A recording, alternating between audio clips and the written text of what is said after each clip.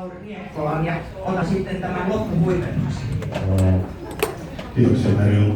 Kiitos kaikille teille arvon naiset ja hyvät Suomen yrittäjänaiset eri toteen näin juhlavuotemme kynnyksellä. Ja omasta puolestani lausunkin onnittelut jo näin hyvissä ajoin, koska meillä on vasta 4.10. virallinen juhlapäivä ja ilmeisesti marraskuussa juhlitte sitten vähän isommin.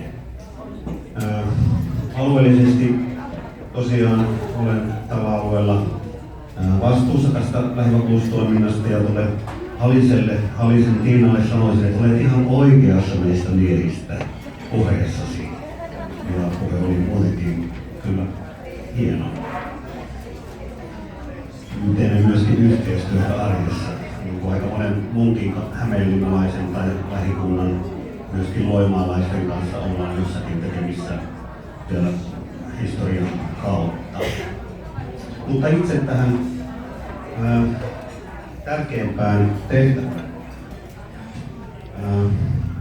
Vuoden oras ja kultainen sellainen. Kriteereitä tähän valintaan on seuraavanlaisia. On yrittäjänä näyttänyt kyntensä 4-6 vuoden aikana toimialasta riippumatta. Ikä saa korkeintaan olla 38 vuotta ja hänen tulee olla joko yrityksensä pääomistaja tai vastuunkantaja. Samalla hän on osoittanut yritystoiminnassaan erityistä rohkeutta, omaperäisyyttä ja ennakkoluulottomuutta. Tänä vuonna tämä henkilö on kasvattanut, tai menneenä aikana on kasvattanut yritystään nopeasti oman liiketoimintansa osaksi.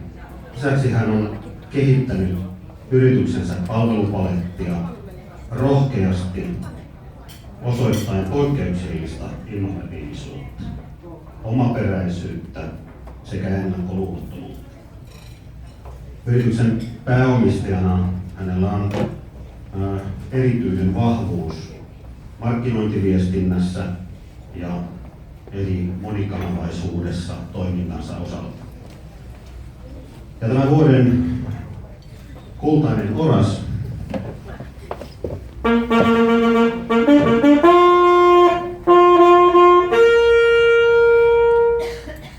kuuluu henkilölle Suvi Toivola, Pudas Oy Joensuusta.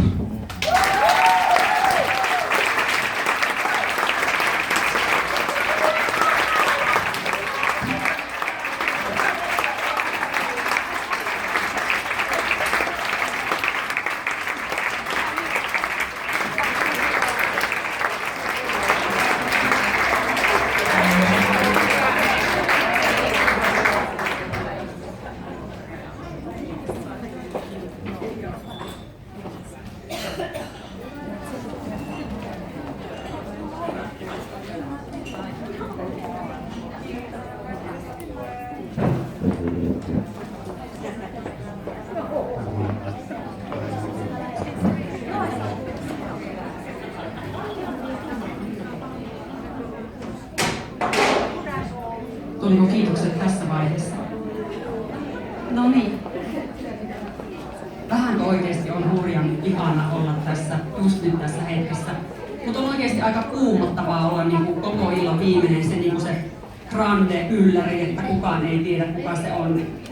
Mutta kuitenkin tämän hetken haluan käyttää siihen, että ajattelin ihan ekana, että toki lämmin kiitos Lähi-Tapiola ja Suomen yrittäjänaiset. Tämä on ihan mahtava kunnianosoitus meille nuorille yrittäjänaisille. Mutta ihan sitä mietin tuossa, että tämä koko paikka on niin täynnä sellaista ihan käsittämätöntä naisenergiaa. Tuntuu ihan niin kuin hurjalta olla täällä niin kuin kaikkien meidän joukosta. Mä oon tosi ylpeä tästä huomionosoituksesta.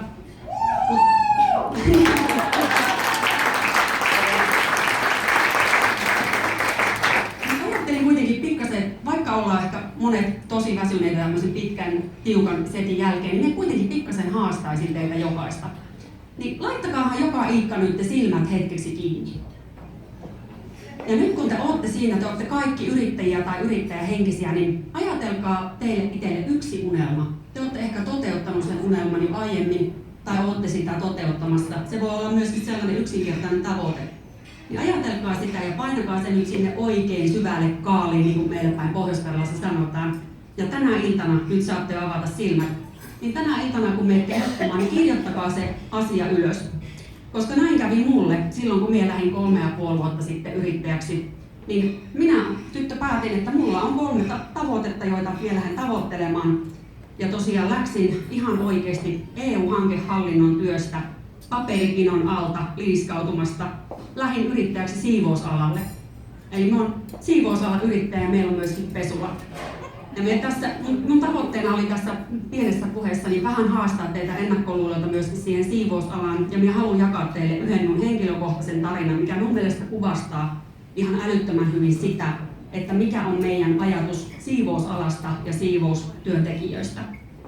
Silloin kun minä lähdin yrittäjäksi ja minä olin mattoja tamppaamassa, siis yksin aloitin ja mattoja tamppasin semmoisessa pellon laidassa. Ja siinä käveli semmoinen hyvin ihana herrasmies pienen koiran kanssa ja hän tuli siihen, kun me tampasin niitä mattoja ja sanoi, että jaa, pitääkö se mattoja tällaisenakin päivänä tampata?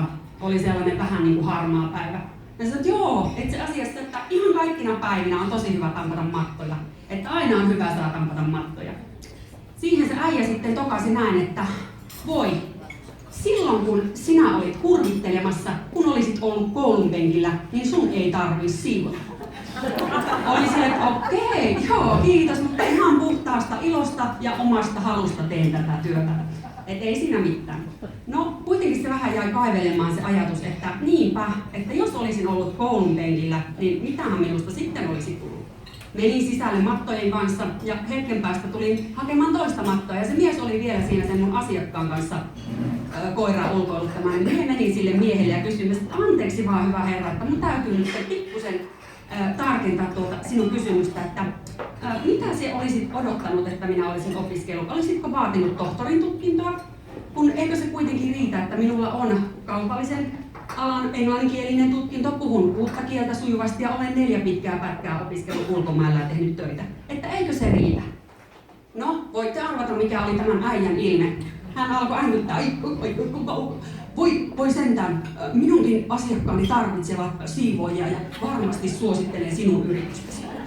Mutta tämä on se asetelma, mihin me mennään siivoojan kanssa. Ja sen verran vielä, kun kerran päästätte kerrankin siivousalan ihmisen tänne testaariin, niin otan siitä kaiken ilon irti. Eli ajatelkaa puhtautta, miettikää kaikkia maailman toimialoja. Kuinka monessa ammatissa sinä vastaat toisten ihmisten terveydestä ja hyvinvoinnista? Paska ei pesemällä lopu.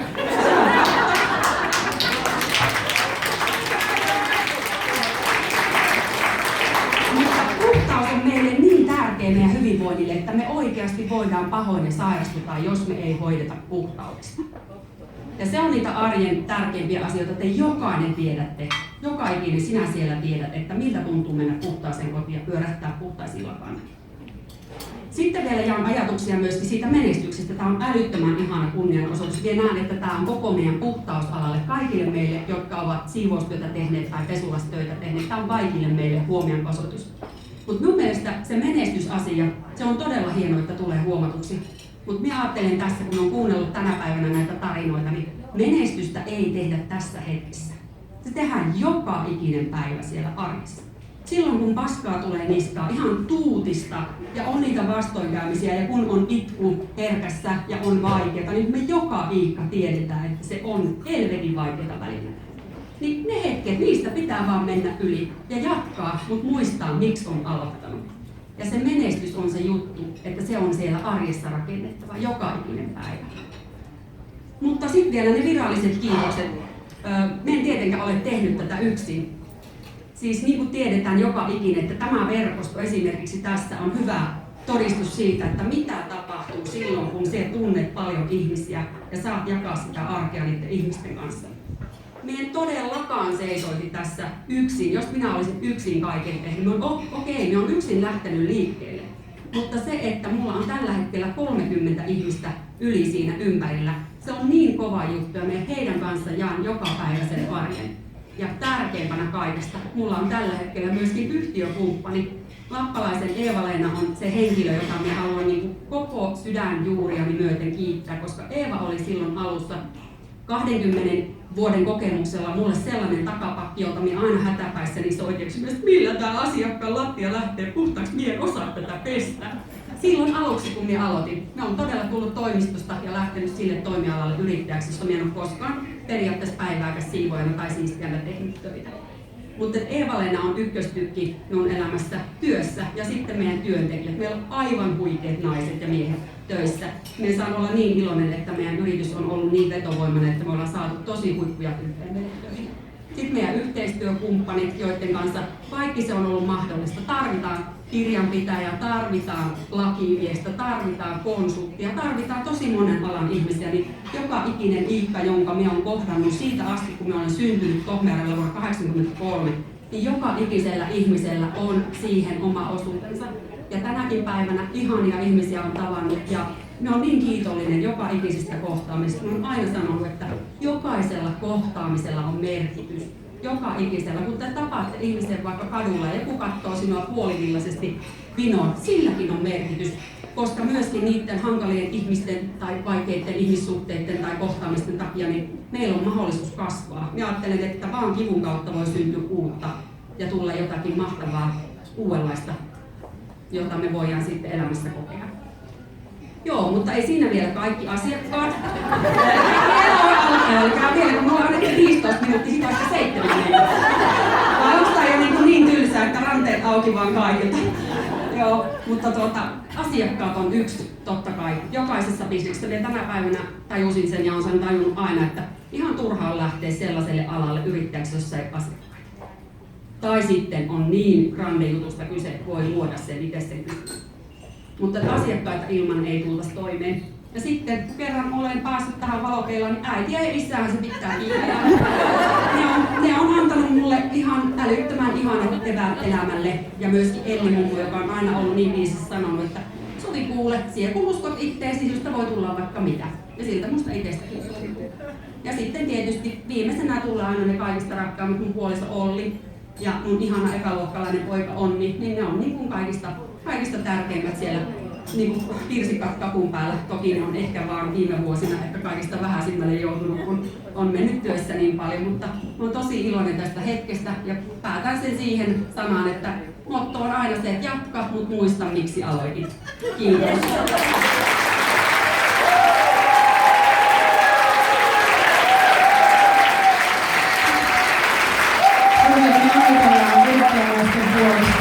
Myös on suorastaan ilo, että Puhdas Ilo voitti kultaisen oran ja sä olet meidän nuori yrittäjänainen, jota me halutaan kannustaa. Mutta halutaan myös kiittää teidän puheenjohtajaa Päivi Könöstä Pohjois-Karjalan seudun yrittäjänaisista.